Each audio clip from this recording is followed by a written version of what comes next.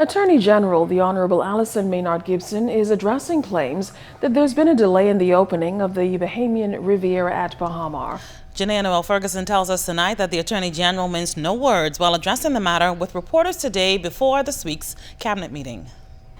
Attorney General Senator the Honorable Alison Maynard Gibson defending the Christie administration's handling of the Baha property, noting that what they were able to achieve was near impossible, and she anticipates the official turnover in the coming days. The bottom line, though, for the Bahamian people is that it is very clear that Baha is opening.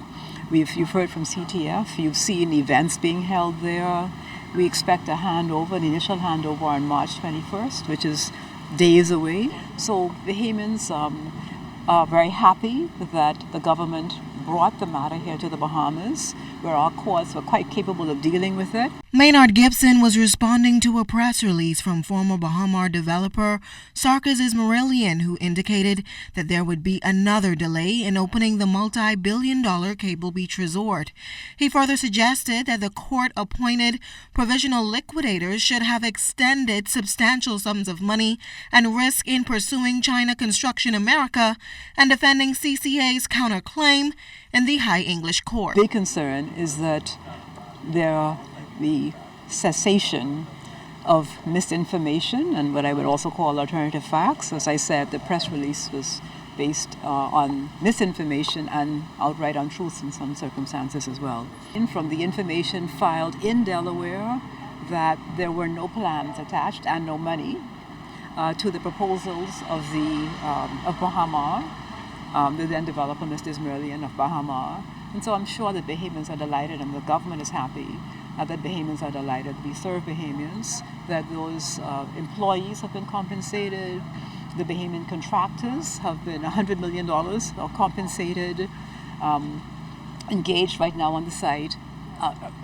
The contractors engaged on the site, and very importantly, employees re-employed and new ones employed at that site. The minister responsible for legal affairs also addressed the concern that the sale of the resort has not been completed, and also questioned critics who shared an unfavorable view in having the resort fully open. Let me ask you a question. Would you spend $200+ million on something that you didn't think you had bought? True. Thank you. Surprisingly, Mr. Minnis has been consistently opposed to the opening of Baha for the benefit of Bahamians. It's coming from Mr. Diagula, who actually voted for Chapter 11. And remember, Chapter 11 is a bankruptcy proceeding. And it's coming from Mr. Ismailian, who applied to put the company into bankruptcy.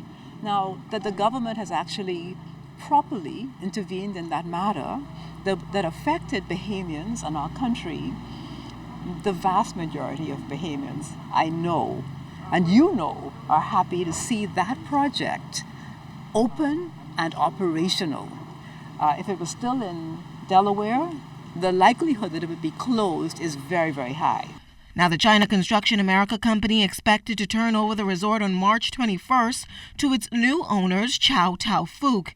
It's a milestone for the once troubled resort that is expected to have a soft opening on April 21st. This as one of the hotel brands, Rosewood, announced that it would not open at Baha until spring 2018. Janae Ferguson, ZNS Network News.